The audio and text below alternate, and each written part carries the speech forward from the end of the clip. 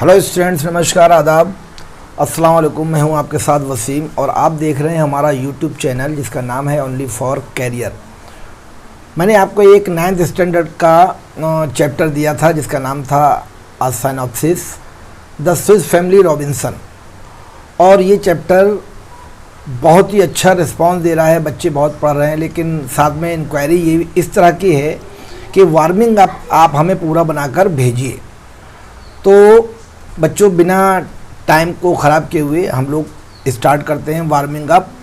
Chapter का नाम है a synopsis the Swiss family Robinson और बुक का नाम है कुमार भारती और राइटर हैं विवेकयत्तम गोसावी। चलिए शुरू करते हैं। देखिए, पहला क्वेश्चन इसमें देखिए, पहला क्वेश्चन है, do you know any stories about people who were lost in uninhabited places and water later rescued, name them. क्या आप ऐसे लोगों के बारे में जानते हैं? यानी इस स्टोरी की बात हो रही है कि इस स्टोरी में क्या आप ऐसे लोगों के बारे में जानते हैं कि जो कहीं बहुत ही ख़तरनाक जगह पर खो गए थे और बाद में उनको ढूंढ लिया गया, यानी बचा लिया गया। उनके नाम बताइए। चलिए आंसर देखते हैं। आपके पास कॉपी पेन होना चाहिए, आप लिखिए। यस, मैं आंसर बता रहा हूं आपको। Yes, I know story about the people who were lost in uninhabited places and were later rescued। नाम सुनिए, they are Joanna Maria, Dougal Robertson and his family. मैं उन लोगों के बारे में जानता हूँ। मैंने आपको जवाब दिया, हिंदी बता रहा हूँ कि मैं उन लोगों के बारे में जानता हूँ जो इस कहानी के करैक्टर हैं और वो कहीं बहुत ही अजीब गरीब जगह पर खो गए थे, बाद में उनको बचा लिया गया। उनका नाम है जोआन मारिया, डगल रॉबर्टसन और उनका परिवार। चलिए आगे देखते हैं, कुछ एक्सप्लेनेशन देखते हैं। इसमें देखिए एक्सप्लेनेशन दिया है, California born Joanna Maria.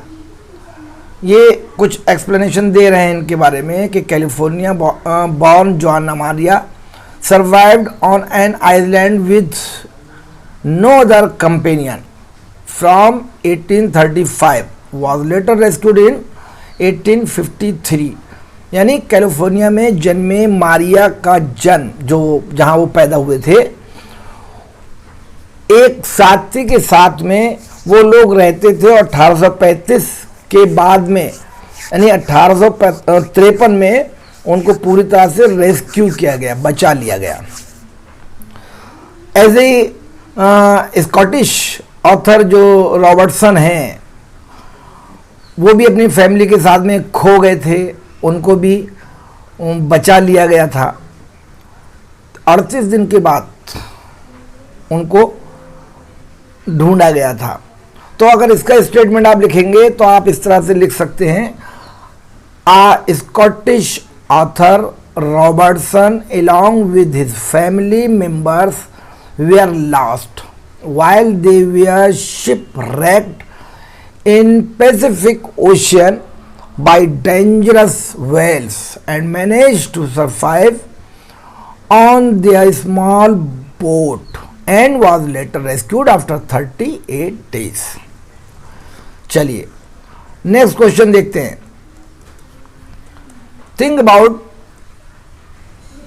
Think of one of your favorite interesting stories and fill in /draw and outline chart like the one shown below।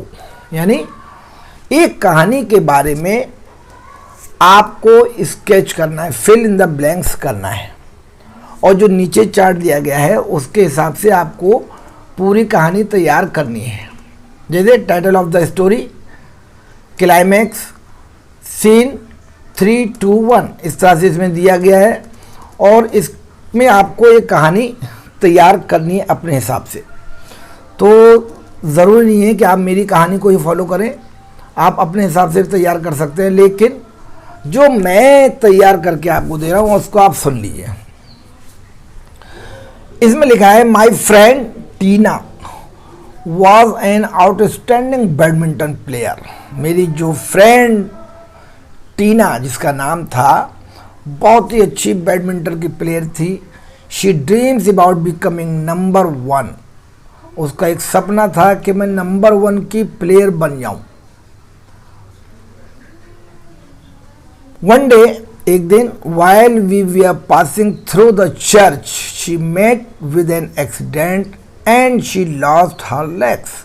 एक दिन जब वो चर्च के पास से गुजर रही थी, जा रही थी, तो अचानक उसका एक्सीडेंट हो गया और उस एक्सीडेंट में उस बेचारी का पैर चला गया। यानी पैर में ऐसी प्रॉब्लम आ गई कि she was not able to move here and there, कि वो इधर उधर चल नहीं सकती थी। She got stuck at home.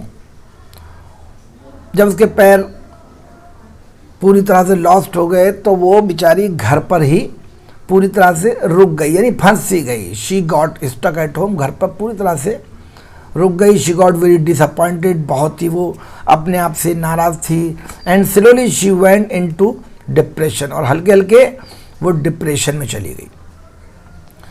ऑन्ट Naira and uncle Kartik tried to help her a lot. Aunty Naira और अंकल कार्तिक ने उसकी बहुत ही मदद की।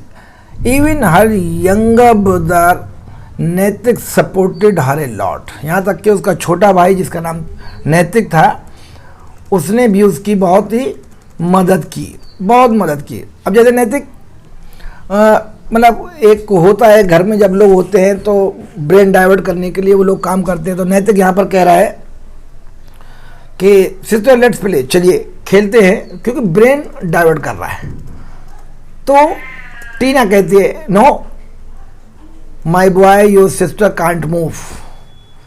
टीना जी कहती हैं कि नहीं, वो अभी चल नहीं पाएगी, इसलिए उसको खेलने के लिए मत बोलो। कार्तिक कहता है प्लीज़, कार्तिक फिर कह रहा है please try Tina, don't give up so easily.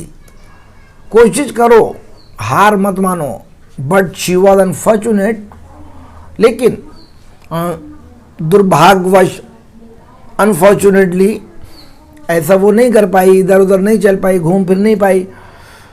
और एक दिन क्या हुआ अचानक, one day she called me with a lot of happiness. एक दिन बहुत खुशी के साथ में उसने मुझे बुलाया।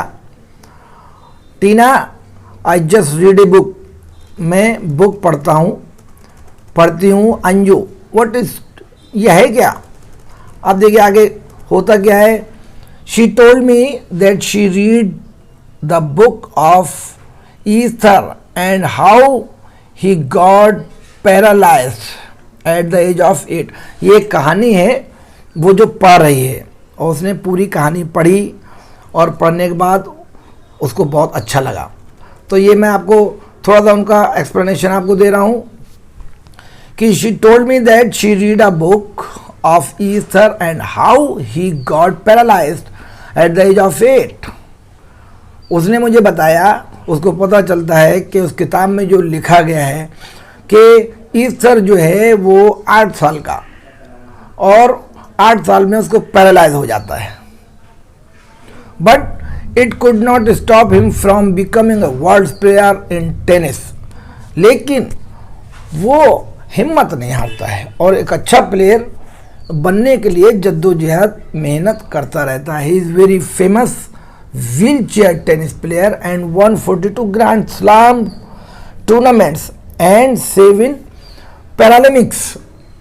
कहते हो वो हिम्मत नहीं हारता था, व्हील चेयर पे बैठ के खेलता था, पैरों में प्रॉब्लम थी, लेकिन उसके बाद भी उसने 42 टाइम्स स्लैम टूर्नामेंट्स जीता और 7 बार पैरालंपिक्स टूर्नामेंट जीते। Finally she took the inspiration from him. अब ये जो लेडीज है, ये जो प्लेयर है, ये उससे इंस्पायर होती है। We approached many NGOs of which Manju NGOs help us to replace the legs with artificial ones। हमने कई एनजीओ को अप्रोच किया कि आप हमारी हेल्प कीजिए इस पैर के लिए, क्योंकि पैर हमारा डैमेज हो गया है, और रिप्लेस करने के लिए हमने उनको रिक्वेस्ट किया। Now she started practising. अब जब इन्होंने अप्रोच किया तो help us to replace the legs with artificial ones, एक एनजीओ ने या किसी भी ने भी उनको मदद की कि उनका आर्टिफिशियल लेग लग जाए, और लग गया तो उन्होंने क्या किया, प्रैक्टिस करना फिर शुरू कर दिया। We are delighted that she slowly realise her dream, और हम ये देखकर बहुत खुश थे कि हल्के हल्के उनका जो सपना है वो पूरा होने लगा। We are all waiting for her success now, और हम सब लोग दुआ कर रहे थे कि इनका सपना पूरा हो और इनको कामयाबी मिले। अगला क्वेश्चन देखिए, many times the climax is near the end, a few stories end with a climax to achieve greater effect। कहते हैं many times, कई बार, the climax is near the end, जो क्लाइमैक्स होता है किसी चीज का उसका बिल्कुल एंड होने वाला होता है। a few stories end with a climax to achieve greater effect, और बहुत सारी कहानियां ऐसी होती हैं जो बहुत अच्छा रिस्पांस देती हैं। जब उनका क्लाइमैक्स ख़त्म होता है तो बहुत अच्छा रिस्पांस देती हैं। इसमें एक छोटा सा मैं आपको किस्सा बता देता हूं। यहाँ पर जो लॉर्ड ऑलिंस की जो बेटी है वो, उनके बाल नहीं थे, तो एक लेडीज़ के जिसके बाल नहीं होते हैं उसके सामने सबसे बड़ी प्रॉब्लम होती है, लेकिन हिम्मत अगर आदमी करे तो सब कुछ पॉसिबल है। तो यहाँ पर lord Ullin's daughter is a ballad which tells the tragic story of the daughter of lord Ullin and her lover who die a very sorrowful death when chased by a father and his men. जो उस लड़की के बाल नहीं थे और बाल न होने की वजह से वो बहुत परेशान थी, और वो अपनी बहुत दुख भरी कहानी बताती है कि उसका एक लवर भी था, यानी जो उसको बहुत प्यार करता था। उसके पिता भी थे, उसकी माँ भी थी, बाप भी थे, सब थे, लेकिन बाल न होने की वजह से बहुत ही मतलब वो बहुत सौरो थी, बहुत दुखी थी। It begins with a sad note by initiating the elopement of two young lovers. दो जो प्रेमी होते हैं ये उनके लिए सबसे ख़तरनाक होती है, और वो अपनी ज़िंदगी को इस नोट के साथ में शुरू करते हैं कि finally they reach to a place of safely as they approach to boatman and requested him to cross the river. वो लोग एक को बोटमैन को नदी उनको पार करना होती है, उसको अप्रोच करते हैं कि भाई हमें कैसे करके नदी पार करा दो। Surprisingly the boatman also agree to do just, और वो जो बोटमैन था जो चलाता था कश्ती को, वो राजी हो गया कि हाँ मैं आपको पार करा दूंगा। In the end both the lovers face the dear consequences of relationship which was not approved by the parents। और अंत में आखिर में क्या होता है कि दोनों को बहुत ही ख़तरनाक रिज़ल्ट का सामना करना पड़ता है। क्यों? क्योंकि दोनों को अपने अपने पेरेंट्स को फेस करना था और अपने प्यार को जताना था। एक छोटा सा किस्सा। अब आगे देखिए, कहते हैं find the meaning of anti climax. एक क्लाइमैक्स है और एक एंटी क्लाइमैक्स है, तो इसको आप कह सकते हो a disappointing end to an exciting और इम्प्रेसिव सीरीज ऑफ इवेंट्स, इसको आप कह सकते हैं।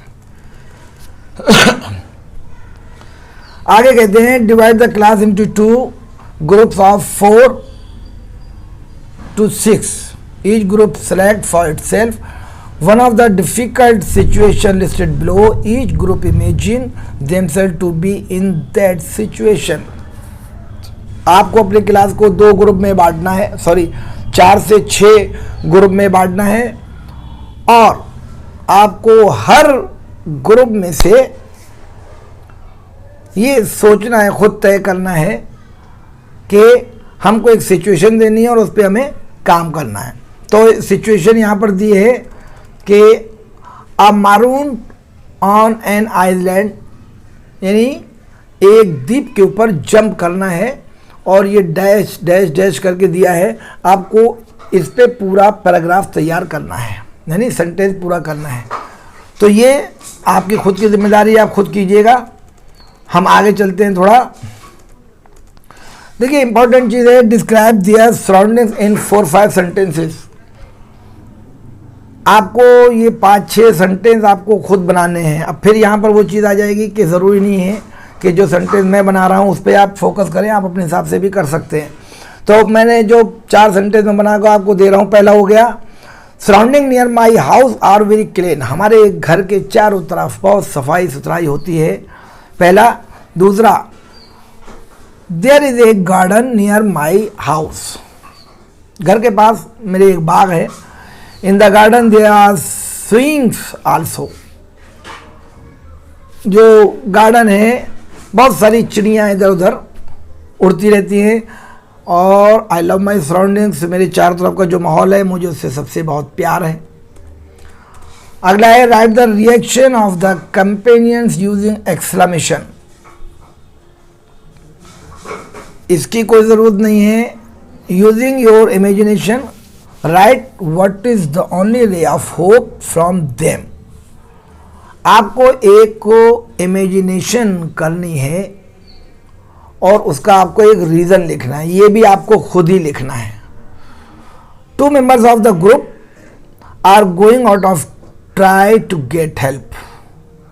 ये भी ऐसे ही है, कह रहे हैं 2 मेंबर हैं, 2 ग्रुप के मेंबर हैं, वो मदद लेने की कोशिश कर रहे हैं। They can take any 5 thing of with them. उनमें से कोई भी 5 चीज़ आपको लेना है। Right what they choose and why they choose it. आपको लिखना है कि वो 5 चीज़ें क्यों चुनी और कौन सी वो चीज़ें हैं। तो ये 5 चीज़ें आपको खुद चुननी है, अपने हिसाब से ऐसे लिखना है। जैसे आपने एक घर चुना तो आप पहला सेंटेंस उसमें बना सकते हैं कि I like this home because it is very comfortable of my family. तो इस तरह से आपको 5 चीज़ें को सेलेक्ट करनी है और उनको लिखना है। तो ये था आपका वार्मिंग अप। मैं समझता हूँ कि आपको सबको बहुत पसंद आया होगा, और अगर आपको अच्छा लगे तो प्लीज़ मुझे सब्सक्राइब करना, लाइक करना, शेयर करना और एक छोटा सा कमेंट देना बिल्कुल मत भूलिए। अगले वीडियो के लिए बिल्कुल तैयार रहिए। अगर आपको कोई वीडियो और चाहिए हो तो मुझे कमेंट बॉक्स में लिखिए। इसी के साथ दीजिए वसीम को इजाज़त। Thank you so much.